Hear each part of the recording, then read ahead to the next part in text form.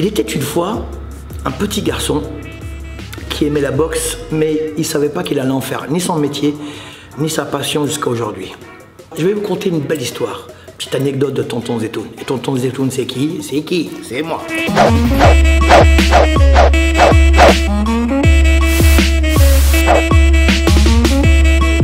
Moi j'étais un gros charrière, ouais. Je pense que j'étais 5e, 6e dan de charriage.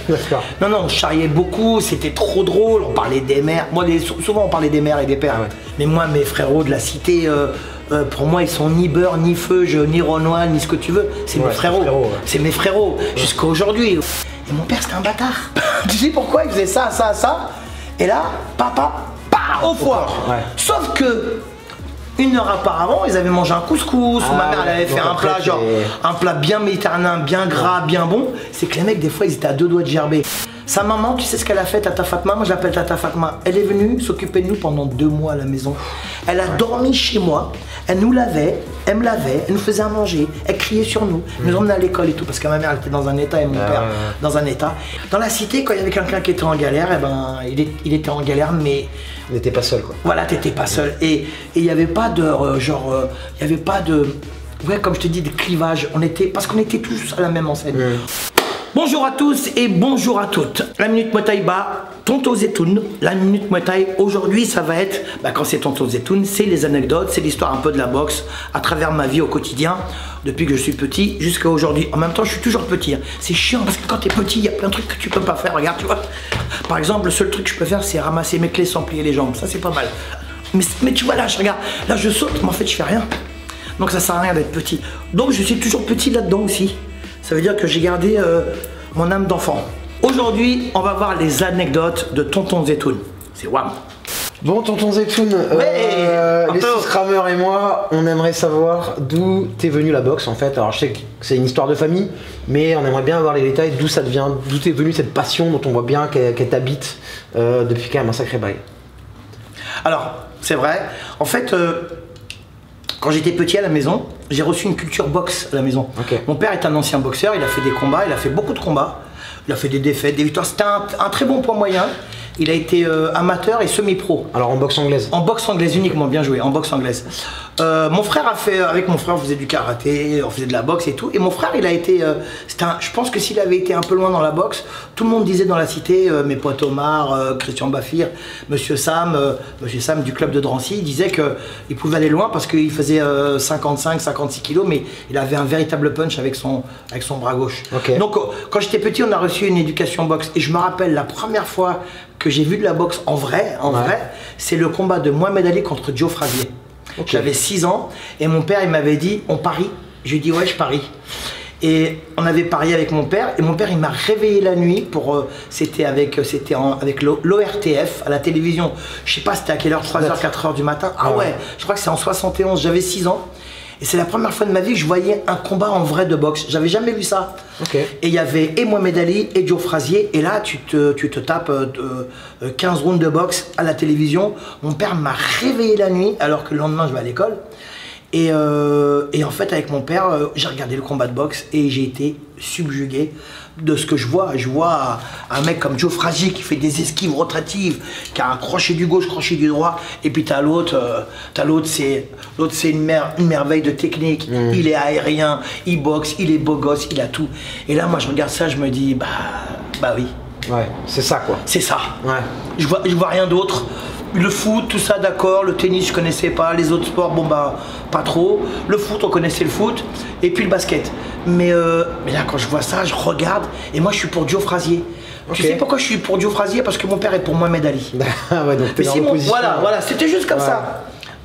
Et en fait, je savais pas que Joe Frazier allait gagner. Et en fait, quand j'ai regardé le combat de Joe Frazier, j'ai vu ses crochets avec ses belles esquives rotatives, ses crochets du gauche. Et Mohamed Ali, il va au tapis à la 11e ou à la 13e sur un magnifique crochet. Et ça a été un combat très éprouvant pour Mohamed Ali. C'était un magnifique combat. Et c'est le seul combat que... un peu maltraité, on le voit en difficulté. Quoi. Voilà, c'est le seul combat que Joe Frazier va gagner face à Mohamed Ali. Mohamed Ali qui est pour moi, les gens ils disent c'est une légende, mais pour moi c'est pas une légende. Mohamed Ali il a sorti une phrase, une blague, il a dit avant moi la boxe n'existait pas, quand je serai mort elle mourra avec moi. Mais ça a été Je sais pas. Il a inventé la boxe moderne, quoi. La boxe médiatique, voilà. C'est le trash talk finalement. Oui, c'est le premier buzzman quoi. Ouais. Premier buzzman, mais la différence avec plein de buzzman, c'est que lui il disait pas de gros mots, jamais. Ouais. Jamais des gros mots. Alors, c'était un charrieur de ouf, un vanneur de ouf, tout ce que tu veux, ouais. mais il est jamais jamais vulgaire. Ouais. Et puis il avait aussi tout un discours politique sur la guerre du Vietnam, sur les droits des Noirs aux États-Unis. Oui, lui il avait dit, moi tu sais, je suis noir, déjà je vis très mal aux États-Unis, ouais. il y a du racisme anti-noir, je vais aller pas me battre pour des blancs, contre des jaunes que je connais même pas en plus, qui m'ont rien fait. Bref. Donc la première fois je vois ça, et puis en fait j'ai cette culture boxe. Mon père il aime la boxe, il a fait de la boxe. Je peux te raconter d'autres anecdotes. Attends, alors, j'aimerais revenir sur ton père du coup, parce que c'est lui qui te met les gants la première fois ou tu fais ça par toi-même? Non, parce qu'en fait ça va plus loin. Je me rappelle la première fois, c'est avec mon grand frère, le pauvre qui est décédé, et je me rappelle, on était assis dans la chambre et puis on faisait de la boxe au ralenti. Tu sais, on faisait des mouvements au ralenti. Je sais pas pourquoi on faisait, tu sais, comme dans les films de cow-boy, mais au ralenti. Alors moi, je faisais un direct du gauche et lui me faisait. Et moi, je faisais. Ouais. Et le bâtard, tu sais ce qu'il me fait, je vais au ralenti un coup, il me met une grosse patate au plexus. Et là, c'est la première fois de ma vie, je prends un coup dans mon corps et je peux plus respirer. Et tu crois que tu vas mourir? Et à ce moment-là, ouais, je dois avoir 3-4 ans et je m'en rappelle. Hein. Oui. Et je me rappelle, à ce moment-là, c'est là je me dis, oh, je vais mourir. Ouais. Et là, je suis à genoux, j'essaie d'aller chercher l'air. Et mon frère, il me tire. Bon, parce qu'il voilà, il a 50 plus que moi. Hein. Ouais.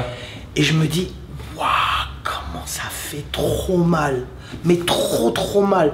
Et je me dis, ah ouais, c'est trop bien la boxe. Ouais. Tu vois, je me dis, ça fait mal, c'est trop bien parce que c'est hyper bien fait. Ouais. Il faut être technique, il faut être précis. Tu vois, à ce moment-là, déjà à 3-4 piges, ouais, je me dis, c'est la première fois de ma vie qu'un mec il me met une grosse patate dans mon plexus. Et mon frère, il avait 50 plus que moi. Et tu vois, il avait déjà les mouvements, tu vois. Ouais.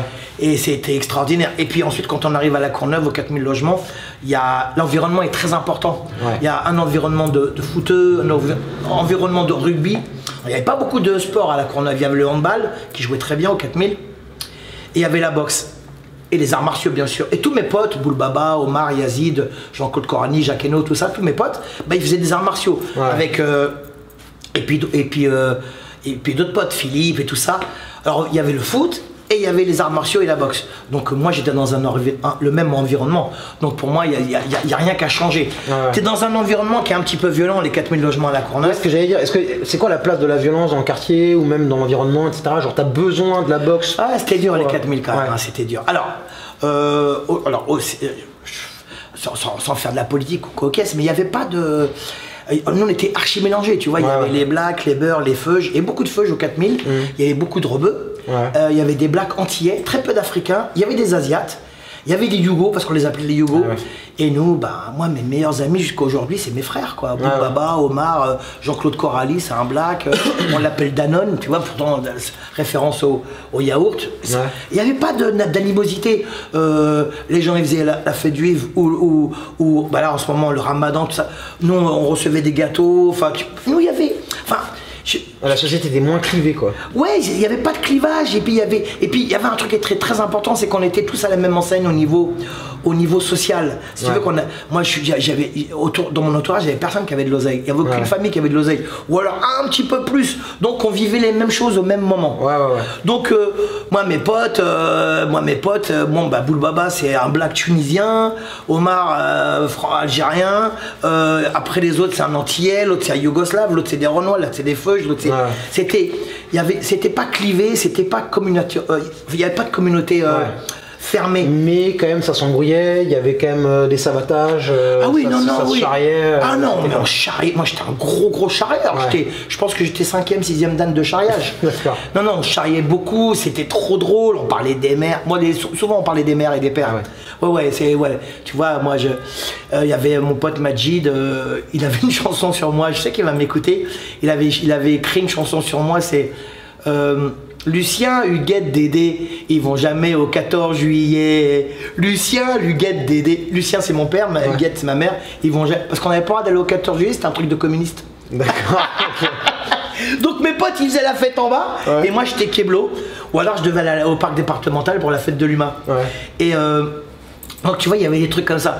Mais moi, mes frérots de la cité, pour moi, ils sont ni beurre, ni feu, ni Renoir, ni ce que tu veux. C'est mes frérots. C'est mes frérots. Jusqu'à aujourd'hui, moi, je sais que Boulbaba, il a 61 ans, 62 ans, Omar, Yazid, tout ça.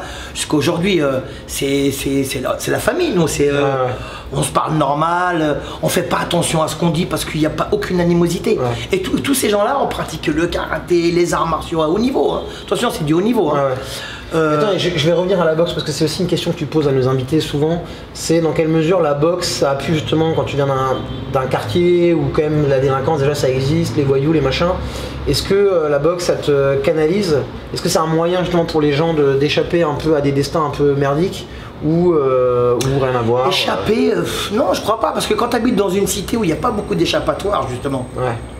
T'as pas beaucoup de débouchés. Moi j'habitais dans le centre des 4000 logements. C'est-à-dire il y avait les 4000, la Courneuve, il y avait la périphérie, il y avait la mairie, c'était un peu beau gosse, il y avait les pompiers, la mairie, c'était beau gosse là-bas. Il y avait les 6 routes, c'est pas loin c'est pas loin du Bourget, c'est pas loin de la Courneuve, c'est pas loin de Saint-Denis. Moi j'étais dans le centre des 4000 logements, c'était fermé. Non mais vraiment, nous c'est vraiment, tu vois, j'habitais au Mail, pour ceux qui connaissent le Mail, c'est vraiment un immeuble qui fait 300 mètres, il fait 15 étages, enfin c'est vraiment fermé. Urbanisme, urbanisme dégueulasse. On pensait que c'était bien, mais en fait, on s'est rendu compte que c'était de la merde.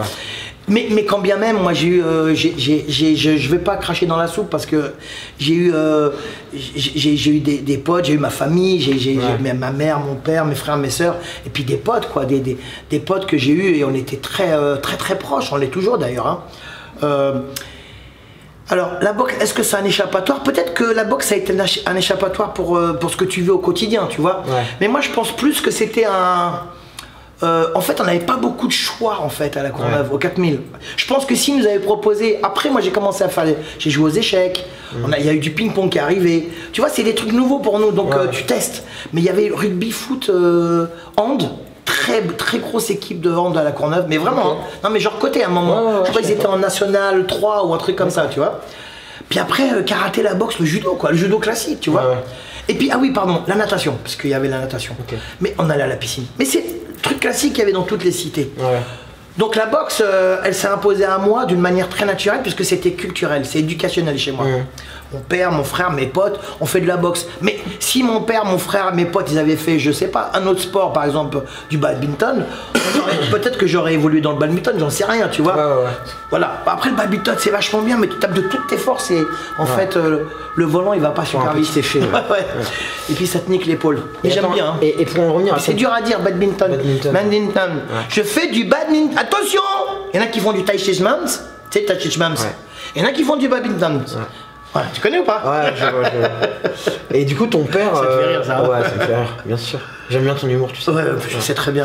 Et ton père, j'ai quelqu'un dans ma vie, tu le sais. Ouais, malheureusement. Oui, je sais, toi aussi. Ton père, du coup, toi, tu l'as vu boxer ou c'est... Ah non, moi j'ai pas vu boxer. Mon père, il a boxé dans les années, il a commencé à boxer, à faire des vrais combats dans les années 50. Et il a fini vers... alors, c'était cyclique, il y a des périodes où il boxait plus, il y a des périodes où il boxait moins. Il a fait une bonne trentaine de combats. Et il a vécu de ça ou Pas vraiment. Alors, il gagnait des trucs et tout, c'était semi-pro. D'accord. Il a fait quand même pas mal de combats. En amateur, il a fait pas mal de combats. Je sais qu'il a fait plus de 30 combats. Il a eu quelques défaites ici et là. C'était un punch.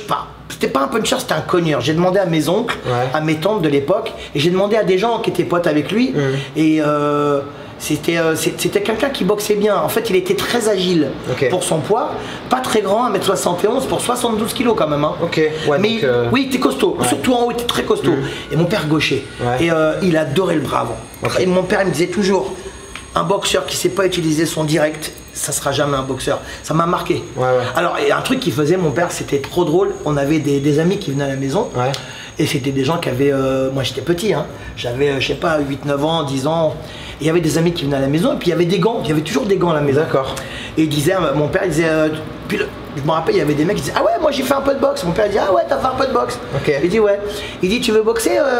Ah, dit, je veux bien. Alors, dans ma chambre, moi, il n'y avait rien exprès pour que je puisse m'entraîner à faire du karaté, de la boxe. Mon père, il met les gants. Mais mon père, il met les gants. Mon père, il met les gants, il est habillé en tenue de vie, tu vois, à la maison. Et puis, c'est des potes à lui, il met les gants. Et les mecs, là, ils font ça et ça. Et mon père, tu vois, il est gaucher, il envoie son direct. Et mon père, c'était un bâtard. Tu sais pourquoi il faisait ça? Et là, papa, au foire. Sauf que 1 heure auparavant, ils avaient mangé un couscous, ou ma mère elle avait fait un plat, genre un plat bien méditerranéen, bien gras, bien bon. C'est que les mecs, des fois, ils étaient à 2 doigts de gerber. Et ils pensaient pas que mon père était bon en boxe. Et puis mon père, il était vicieux, il disait oui, j'ai fait un peu de boxe quand j'étais jeune et tout. Il misait un peu le truc. Et moi, j'étais à l'extérieur de la chambre, je regardais, et moi, je savais ce qu'il allait faire, mon père. Et le truc de bâtard, ça arrivait tout le temps. Alors au visage, il tapait pas, hein, tu vois, il allait doucement. Et l'autre, tu sais, quand tu sais pas boxer, tu fais des sites. Et mon père était là, il faisait direct du gauche. Il bougeait la tête, il avait un beau direct du droit, pardon. Et à un moment, pas un petit direct là au foie et les mecs qui tombaient et tout. Et qu'est-ce qu'il faisait mon père? Qu'est-ce qu'il faisait? Je t'avais dit. Oh le bâtard, c'est trop drôle. Mais ça, il l'a fait avec plein de mecs, tu vois. Et nous, on a eu des grands boxeurs qui sont venus manger à la maison, tu vois. D'accord. Ouais, on a eu Monsieur Cohen qui a été champion de France et champion d'Europe. Le pauvre, il est mort en 99. Il était champion de France, champion d'Europe, il venait manger le couscous à la maison.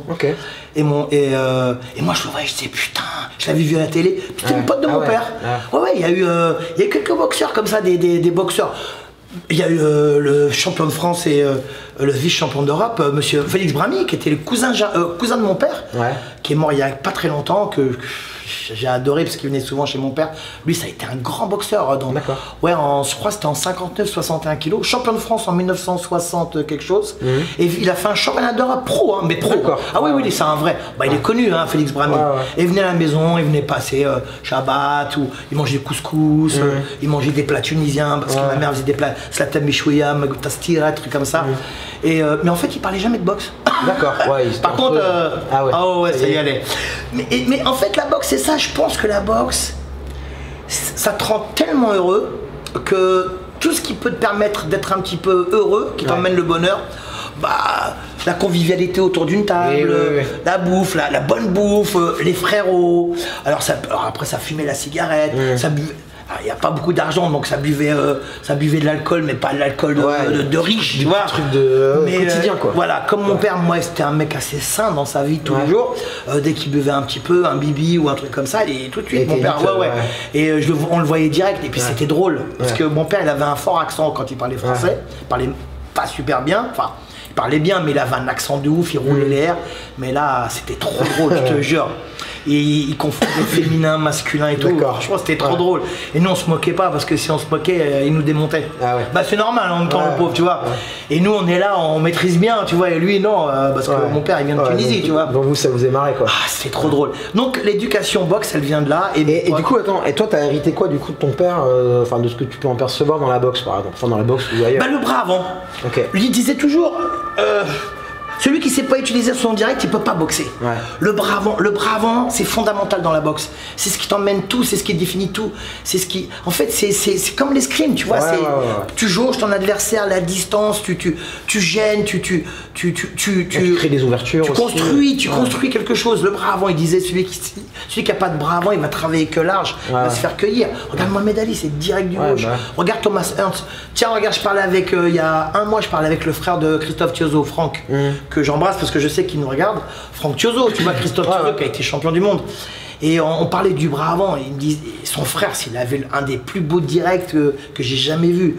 Le mec, il pouvait te faire 2 rounds juste avec le bras avant, tu vois. Pas à te gêner, à te contrer, c'est magnifique. Ça empêche de créer ta boxe derrière. Bien sûr. Et mon père, ça, j'ai ça. Et ton frangin? Mon frère c'était crochet du gauche. Alors mon frère crochet du gauche il faisait esquive, crochet au foie et remonter au visage. Ça c'était sa spécialité. Puis tu pouvais lui mettre n'importe qui. Un mec qui fait 80 kg, 90 kg. Il avait peur de rien. Non, ils s'en foutaient. Parce que c'était pas important pour nous ça, le poids, les trucs. Parce que nous on faisait des trucs déjà dans la cité, on mettait les gants. On en avait parlé déjà.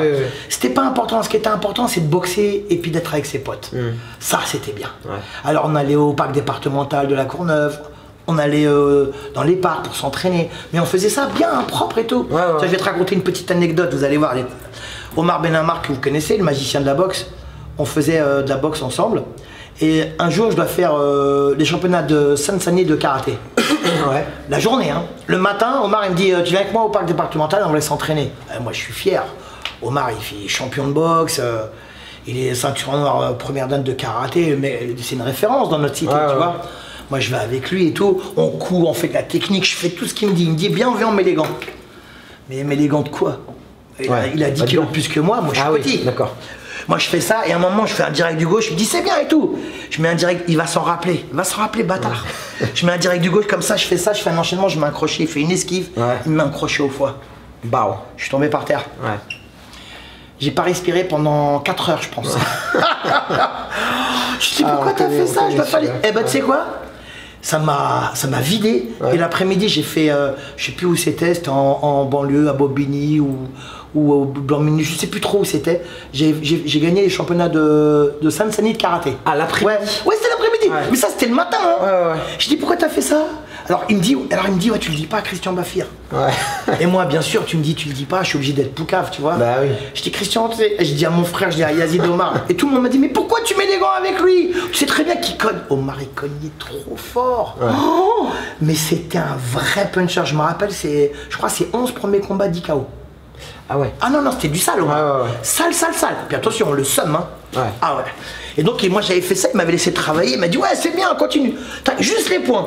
Et à un moment, je sais pas, je fais un crochet, il passe en dessous. Oh, le mec, il m'a mis un crochet. Je croyais qu'on m'avait laissé ma tête et pris mon corps. Tu vois qu'on m'avait pris mon corps et qu'on avait fait comme ça. Tiens. Horrible. Alors, tu vois, là, tu parles de la douleur, etc. Est-ce que tu crois que justement, quand on vient d'un quartier, tu vois, où tu viens des classes populaires, tu viens d'un milieu qui est pas simple, etc., ça te donne un rapport à la douleur, parce que c'est quand même au cœur de la boxe aussi, le rapport à la douleur, tu vois. D'accord. Est-ce que tu résistes plus? Est-ce que tu crois qu'il y a un truc, tu vois, lié à ça ou pas? Alors, je sais pas si tu résistes. Je sais pas s'il y a une vérité là-dedans, mais. Je sais pas si tu résistes plus à la douleur, mais une chose est sûre, c'est que t'as une profonde fierté à la douleur. T'as l'archouma. Ouais. Tu sais ce que c'est l'archouma? T'as la honte à ça. Donc tu dois être comme ça, genre t'as mal mais t'as pas mal. Même pas mal. En fait, c'est quand ta vie elle est dure, au quotidien, parce que franchement, bon, moi je veux pas pleurer sur mon enfance et tout. Enfin, j'ai pas eu une enfance dorée de ouf, tu vois. Bon, moi je viens des quartiers, je viens des quartiers, moi je viens d'une cité. C'était pas pourrave non plus, tu vois ce que je veux dire. Mais il nous manquait beaucoup de choses, tu vois. Franchement, il nous manquait vraiment beaucoup de choses. Quand on partait en vacances, nous on partait en vacances avec la mairie. Moi, mes potes, quand ils partaient en vacances, ils partaient avec la Peugeot, ils partaient 2 mois en Algérie, au Maroc, Tunisie. En Espagne et au Portugal aussi, et ils partaient au bled, ils roulaient pendant 4-5 jours, tu vois, c'était la mission, tu vois. Ouais, nous on partait avec la mairie, on partait, tu vois, on allait en Bretagne dans des endroits où il y a son père, quoi, tu vois. Tu vois. Donc c'est pas, mais c'est vrai qu'on était fiers, et puis très souvent dans ce genre de cité, c'est des familles très nombreuses. À cette époque-là, voilà, moi on était 8-9. Moi, mes potes, ils étaient toujours 5, 6, 7. Il n'y avait pas genre 2, ça faisait le riche. Tu vois, quand ils étaient 2, ça faisait tes parents, c'est des bananes, tu vois. Moi, classique, mes potes, dans la cité, c'était 5, 6. Des fois, moi, j'ai des potes, ils avaient 11 frères et sœurs. Vous étiez combien? Nous, on était 8-9 parce que j'ai eu un petit frère qui est décédé très tôt. Ok. Après, j'ai perdu une sœur à moi aux 4000 logements, elle s'est fait renverser en 75. Ah putain. Ouais, ça s'est fait renverser par une moto, ça fait un gros truc à la Courneuve. Ah ouais. D'ailleurs, à la Courneuve. Tu sais, je peux même te raconter une petite anecdote, c'est que tu vois, et ça, faut que je le dise, et il faut que les gens ils l'entendent, ça c'est très important. Surtout en ces jours difficiles mondial, de haine, de clivage, d'horreur, de triche, de je sais mieux. De montée du racisme. De racisme, de tout, de l'antisémitisme, tout. Moi, je veux te raconter une petite anecdote que j'ai toujours dans mon cœur et que je perdrai jamais de ma vie. Jamais. Moi, ma soeur, elle décède au mois de mai 1975, le jour de la fête des mères. Ah putain, ok. Elle décède à 17h50. Elle se fait renverser par une grosse Kawasaki C150. Par un mec qui grille le feu. Ma soeur, elle est sur le passage piéton, il grille le feu, il la tue. Il tue ma soeur, il la traîne, bref. Écoute-moi bien. Horrible. Je me rappelle, c'est les voisins, c'est monsieur Julien qui vient nous dire à ma mère et à moi. Il y avait que ma mère et moi, mes frères et soeurs, je sais pas où ils étaient, mon père, je sais pas où il était. Et il nous dit que ma fille s'est fait renverser, que c'était très grave. Il dit à ma mère, ta fille s'est fait renverser. Ma mère, elle reste stoïque, elle reste immobile et tout. Il se passe ce qui se passe. Et il y a Boul Baba. Boul Baba, c'était mon meilleur ami, c'est comme mon frère jusqu'à aujourd'hui. C'est un noir tunisien, musulman. Écoute-moi bien, noir tunisien musulman. Sa maman, tu sais ce qu'elle a fait, Tata Fatma? Moi, je l'appelle Tata Fatma. Elle est venue s'occuper de nous pendant 2 mois à la maison. Elle a dormi chez moi, elle nous lavait, Elle me lavait, elle nous faisait à manger, elle criait sur nous, elle nous emmenait à l'école et tout, parce que ma mère elle était dans un état et mon père dans un état. Et elle s'appelle Tata Fatma. C'est une dame qui s'appelle Tata Fatma. Elle est décédée il y a quelques années, elle est décédée à l'âge de 77 ans. J'ai beaucoup pleuré quand elle est décédée. Parce que les gens me disent, mais comment ça se fait que tu l'appelles Tata alors qu'elle est noire? Je dis, parce que moi, depuis que je suis petit, c'est ma tante. Bah ouais. Mon père, il m'a toujours dit que c'était ta tante. J'ai toujours cru que c'était la soeur de mon père. Mais c'est pas des conneries, hein. Y a des gens qui vont se rappeler de ça. Et moi, je disais, je l'appelle toujours Khelti Tata, Khelti Fatma. C'était Khelti en tunisien, ça veut dire Tata. Et je l'ai tellement aimée, cette dame, mais tellement aimée. Elle me défendait quand mon père était relou. Et quand ma soeur est décédée, j'avais 14 mois d'écart avec ma soeur, on était très proches. Elle s'est beaucoup occupée de nous. Elle est venue, elle a emmené ses fringues. Elle a dit, je vais m'occuper de tes enfants. Ah, c'est beau. Hein. C'est une black tunisienne, musulmane. Elle est venue à la maison, elle s'est occupée de nous. Et elle appelait, tu sais comment elle appelait mon père? Mon frère. Et tu sais comment elle appelait ma mère? Ma soeur. Et moi, pour nous, Tata. Tu sais, j'ai la chair de poule, tu vois. Et elle nous engueulait. Bah ouais. Elle nous parlait en tunisien, elle nous engueulait, va là. Je dis oui, mais elle me dit, il n'y a pas d'eau. Allez, barra, va dehors, elle sort. Et elle nous faisait à manger. Je me rappelle, elle me lavait dans la baignoire, dans le bain. Tu vois. Et en ces jours difficiles, je pourrais jamais oublier ça. Je peux te raconter même une autre anecdote. J'allais chez Omar. On avait des petites cassettes audio pour écouter de la musique. Et j'avais donné à la maman de Omar, que j'adorais, bon, toute la famille d'Omar Benamar, un grand champion de boxe, karaté. Et je donnais la cassette, je prêtais la cassette à Omar pour sa mère, pour qu'elle écoute. Et j'allais chez sa mère, j'allais chez Omar, tu sais pourquoi faire? J'allais chanter de la musique égyptienne à sa mère. Et sa mère, elle était comme ça. Elle était comme... J'allais chanter d'Abdel Halim, Farid El-Atrache, elle était comme ça et tout. Et un jour, je disais, Omar, s'il te plaît, Omar, le prends pas mal. Hein. Tu dis à ta mère qu'elle me rend ma cassette. Hein. Rends la cassette audio. Je dis, je dis, mais Omar, c'est ma cassette audio quand même. Tu dis à ta mère qu'elle me la rend. C'était trop drôle. Sa maman, c'est une maman âgée. On est très respectueux avec les anciens. Tu vois? Et ben, tout ça, c'est de la famille. C'était dans la cité, quand il y avait quelqu'un qui était en galère, et ben, il était en galère, mais... Il n'était pas seul, quoi. Voilà, t'étais pas seul. Et il n'y avait pas de il y avait pas de, comme je te dis, de clivage. Parce qu'on était tous à la même enseigne. Il y en a qui faisaient du foot, il y en a qui ont réussi, hein. Il y en a qui ont fait de la musique, il y en a qui ont réussi. Quand même, hein, Sydney, hein. H-I-P-H-O-P, le saxophoniste Sydney. Ah ouais. L'émission de hip-hop, c'est lui qui a fait ça à la télévision. C'est un mec de ma cité. Oui, il y a des footballeurs qui ont joué, Karim Nassak qui a joué quand même à Bastia, tu vois. Genre le mec il finit à Bastia, je crois même il a fait une petite escale à Saint-Etienne à l'époque. Imagine le level, hein. Le mec, d'ailleurs je l'embrasse, parce que je sais qu'il habite en République Dominicaine. Et voilà, c'était comme ça. Et là, il y avait de la boxe. Et il y avait de la boxe et des arts martiaux, on faisait ça toute la journée. Moi, si je faisais pas du karaté, je faisais de la boxe. Et si je faisais pas de la boxe, je faisais du karaté. Et c'était comme ça. C'était ce que j'aime. C'était vraiment ce que j'aime.